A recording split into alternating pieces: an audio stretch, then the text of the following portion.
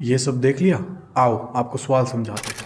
आज हम सीखेंगे क्वाड्रिक इक्वेशंस के फैक्टराइजेशन कैसे करते हैं।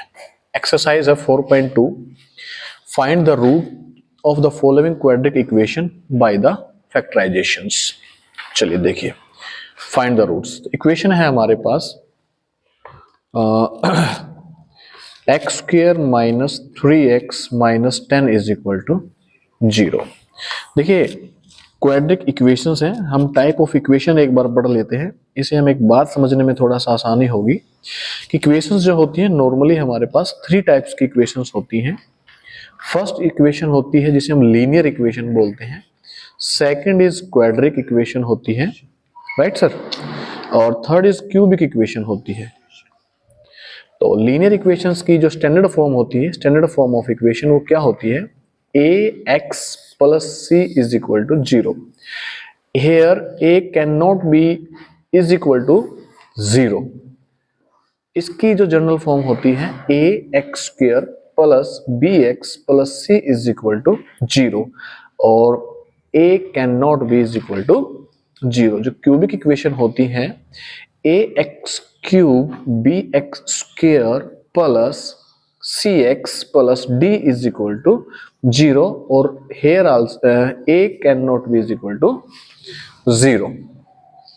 तो यहां पर देखिए आपको ये भी मालूम हो जाएगा कि x के कितने आंसर निकल सकते हैं। यहाँ पर लीनियर इक्वेशंस के अंदर हाईएस्ट पावर जो है हमारे वेरिएबल्स की वो 1 है, तो यहां पर x का आंसर भी 1 ही निकलेगा, यानी कि इसका एक ही फैक्टर होगा।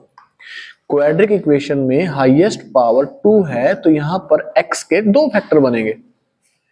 क्यूबिक इक्वेशन के अंदर हाईएस्ट फैक्टर 3 है, तो यहां पर x के जो फैक्टर बनेंगे वो भी 3 बनेंगे, राइट सर। तो ये सभी समझाने का जो मेन मोटिव था वो यही था।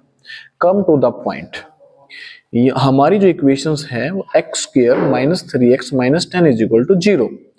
इसे हम कंपैरिजन करें अपनी स्टैंडर्ड फॉर्म के साथ, तो a का जो आंसर है वो 1 है, जो 1 है वो कभी दिखाई नहीं देगा लेकिन होता है। b की वैल्यू जो है वो -3 है और c की वैल्यू जो -10 है। फैक्टर बनाते समय हमें देखिए हाईएस्ट पावर जो है वो 2 है, तो इसमें हमारे 2 फैक्टर बनेंगे। तो यहां पर क्या होगा, उन 2 फैक्टराइजेशंस की अगर मल्टीप्लाई हो तो वो a और c के इक्वल होनी चाहिए, यानी कि 1 इंटू -10, तो हमारा क्या आंसर आ गया -10। यानी कि जो 2 फैक्टर हमारे बनेंगे उनकी मल्टीप्लाई -10 के इक्वल होनी चाहिए, और उन्हीं 2 फैक्टर को आप प्लस करें या माइनस करें वो b के इक्वल होती है। b है हमारा -3, राइट सर। तो यहां पर क्या फैक्टर नजर आ रहे हैं आपको, फैक्टर निकालने के और भी बहुत सारे मेथड होते हैं। ये छोटी सी इक्वेशन है इसलिए यहां पर एक नॉर्मल फैक्टर बन रहा है 5 और 2। देखिए 5 रखा, 2 रख दिया, 5 2 जा 10, लेकिन प्लस का आंसर आ रहा है, हमें एक को माइनस बनाना होगा। वो देखते हैं किसको, 5 और 2 यहां पर रखें, दोनों को जोड़ें तो 3 आंसर आना चाहिए माइनस का, वो भी। तो हमारे पास क्या है, तो हम बड़ी वैल्यू को जो है माइनस कर देते हैं, तो -5 + 2 इज इक्वल टू -3 हो जाएगा, और -5 की मल्टीप्लाई 2 से करोगे तो -10 आंसर आएगा, राइट सर।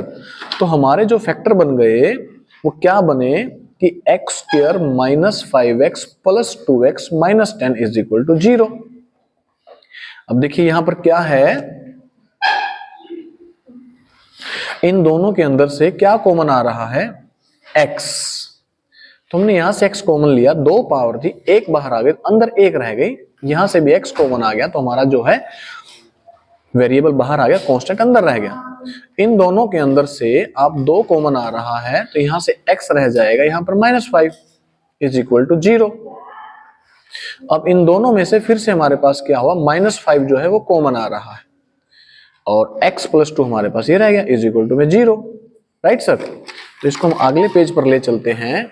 नेक्स्ट पेज पर चलने के बाद हमारे पास x - 5 और x + 2 है ना sir, yes sir, x + 2 is equal to 0, ये इक्वेशन आई। तो हम क्या करेंगे, इन ये 2 फैक्टर हैं, इनको अलग अलग 0 के इक्वल हम पुट कर लेंगे।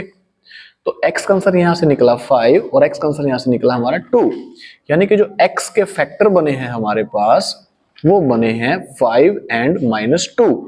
और देखिए हमारी जो इक्वेशन थी ये क्वाड्रिक इक्वेशन थी, दिस मींस हाईएस्ट पावर जो थी वो 2 थी, तो इसके फैक्टर भी हमारे पास 2 ही बने, राइट सर। तो इस तरह से हम अपने फैक्टर बना सकते हैं।